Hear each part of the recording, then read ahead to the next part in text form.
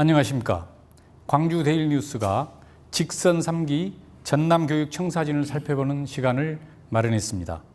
정교조 출신으로 직선 3기 전남교육을 이끌 장서궁 신인 교육감님을 모시고 향후 전남교육의 미래에 대해 들어보는 시간을 갖도록 하겠습니다. 교육감님 안녕하십니까. 안녕하십니까. 늦게나마 교육감 취임을 축하드립니다. 고맙습니다. 교육감님이 이번 전남 교육감에 당선돼 진보 교육이 한층 강화될 것으로 예상하고 있습니다. 전임 장만채 교육감이 애초 정교조의 지원을 등에 업고 출발했습니다마는 정치적 입장 차이로 결별했던 점도 향후 전남 교육의 변화가 예고되고 있습니다. 이에 일각에서는 진보적 이념 성향으로 전남 교육이 편향될 수 있다는 우려도 제기되고 있습니다. 특히 최근 교육장 일괄 사퇴 요구 검토로 전임자 지우기가 아니냐는 논란이 있습니다. 교육감님의 의견을 듣고 싶습니다. 예, 저는 전교조 전남지부장 그리고 전교조 위원장을 했어요. 그래서 재임 시에 참교육 실천이랄까 학교 변화를 중요한 정책으로 핵심 사업으로 설정해서 활동한 바 있습니다. 그리고 비교적 온건하고 합리적인 그런 방향으로 일을 추진했다라고 하는 평가가 있습니다. 특히 학교 혁신운동, 혁신학교 운동에 있어서는 전국적인 흐름에 있어서 중요한 역할을 했다고 자부합니다. 그 연장선상에서 우리 전남교육청 이끌어간다라고 생각하시면 될 것 같아요. 저는 이번에 이제 교육감으로 선출되면서 도민들의 뜻을 무겁게 지금 이렇게 생각을 하고 있어요. 정교조 출신이고 해직교사 출신이고 평교사 출신인 저를 도민들이 교육감으로 뽑아주셨거든요. 그것은 지금까지 전남교육은 좀 문제가 있으니까 좀 바꿔야 되겠다라고 하는 그런 여망이 반영된 거라고 생각을 해요. 그동안에 쌓인 교육 적폐를 해소하고 이제 새로운 시대에 맞는 교육, 즉 우리의 교육은 다른 것도 마찬가지겠지만 촛불혁명 이전과 이후는 달라야 된다. 지금의 학부모, 교사, 도민들은 촛불혁명 이전의 그런 학부모, 교사, 학생이 아니에요. 그래서 변화를 주문하고 계시고 거기에 부응해야 된다. 저는 인사와 관련해서도 이제 정말 능력 있고 도덕적이고 개혁적인 분을 모시고 전남교육을 혁신해야 된다. 그렇게 생각을 하고 있습니다. 보직 사퇴와 같은 그런 어쨌든 법령 외적인 강제를 통해서가 아니라 그 보직 사퇴라고 하는 것을 통해서 그 신임을 이제 묻고자 하는 거죠. 그래서 제가 이 전남 교육을 맡은 이상 할 수 있는 돈 안 들고 당장 할 수 있는 게 한 두 가지 정도 있다고 생각을 했어요. 하나는 이 권위적이고 관료적인 이 교육청 문화, 학교 문화를 우선 바꿔야 되겠다. 겁니다. 의전에서부터 시작해서 좀 격의 없이 만나고 토론하고 그런 문화가 좀 이렇게 학교 현장에서부터 교육청까지 이렇게 확산됐으면 좋겠고요. 그런 것보다는 어쨌든 새로운 인재, 그동안에 소외됐고 묻혀 있었던 새로운 인재를 발굴한다, 발탁한다는 측면을 좀 더 높게 좀 봐주셨으면 하는 생각입니다. 교육감님은 직선 1기에 대해 나름의 성과를 인정을 하시면서도 무엇보다 교육의 핵심이라고 할 수 있는 교육계획은 미흡하다고 지적한 바가 있습니다. 실적 중심, 성과 중심, 과시형 전시 행정에 치중하다 보니까 혁신 교육 정책이 오히려 퇴보했다는 것이죠. 교육감님은 이를 학교 현장에 대한 이해와 경험 부족에서 온 것이라고 진단하셨습니다. 이 부분에 대한 입장을 말씀해 주십시오. 내보이기 위한 전시성, 과시형 사업이 많았어요. 그게 전부 다 교육청이 주도한 겁니다. 도교육청 중심 사업은 대폭 폐지 때는 축소할 겁니다. 그래서 행정적 부담을 줄여주고 교사들이 오직 교육에만 전념할 수 있는 여건을 만들어줄 겁니다. 그리고 그런데 들어가는 예산은 학교 기본 교육비로 편성을 해서 조그마한 학교도 예산이 없어서 이렇게 교육을 제대로 못한다는 말이 안 나올 수 있도록 하겠습니다. 저는 또 중요한 문제가 학교 문화라고 보는 거거든요. 아직까지도 우리 학교와 교육청에는 권위적이며 관료적인 문화의 잔재가 남아 있습니다. 학교는 그 어떤 곳보다 민주적이어야 됩니다. 학교여야 됨에도 불구하고 민주주의는 학교 교문 앞에서 멈춘다. 민주주의를 가르치는 학교가 비민주적 찌꺼기가 많이 남아있다라고 하는 비판을 받습니다. 교사들은 나름대로 자존감이 강합니다. 그래서 민주적인 교육 풍토 속에서 민주적인 리더십 속에서 그들의 자율성이라든지 열정이라든지 창의성이 발현될 수 있는 거거든요. 그걸 통해서 우리 아이들이 성장하고 미래 핵심 역량을 키워가는 것이거든요. 그래서 저는 모든 중심을 학생 그리고 교단, 특히 교실의 변화. 어떤 분들은 교실 혁명으로까지 이야기합니다. 거기에 이제 중점을 두려고 생각을 하고 있습니다. 네. 직선 3기는 무엇보다도 농어촌을 떠나는 학생을 붙잡을 수 있는 방안, 추락하는 학력 저하를 막을 수 있는 실질적 대안을 마련해야 하는 시급한 과제들을 안고 있습니다. 어떻게 풀어가시겠습니까? 초중고가 전남에 840개 정도 있습니다. 그 중에서 42%가 학생 수 60명 이하의 작은 학교거든요. 대부분 농산어촌에 소재하고 있습니다. 아마 2, 3년 후에는 그 비율이 50%를 넘을 거예요. 그래서 전남 교육에 있어서 농산어촌의 작은 학교를 살리는 문제가 대단히 중요한 과제로 등장을 하고 있습니다. 지역사회와 함께해서 학교를 살리고 마을을 살리는 모범 사례도 이제 여러 나오고 있습니다.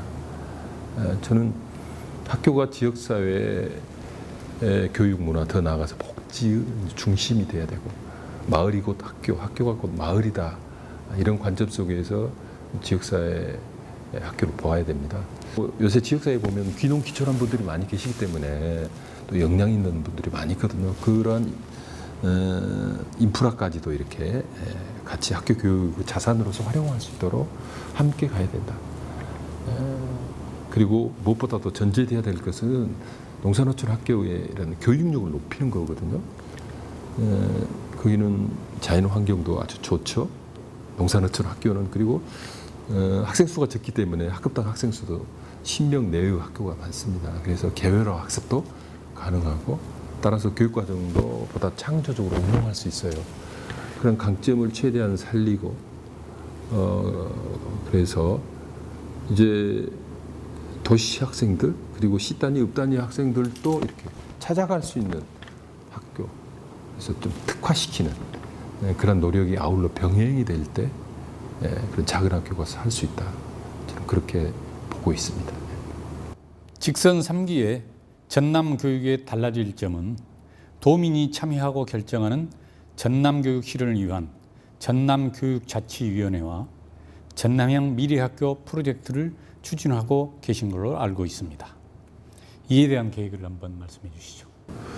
따라서 저는 교육장이라든지 학교장도 이제 학교 안에서만 머물러 있을 것이 아니라 이렇게 지역사회, 적어도 활동의 절반은 지역사회와 함께 해야 된다고 생각해요. 지역사회 사람들은 꾸준히 논의하고 토론하고 만나고, 그래서 협력을 이끌어내고, 그런 지역사회에서 정치인으로서 그런 지역교육청 산하에 있지만은 일정한 독립성을 이렇게 보장받는. 글쎄요, 우리나라 국가기구에서 보면 국가인권위원회 같은 경우에는 국가기구에 속하긴 하지만 비교적 독립적이잖아요.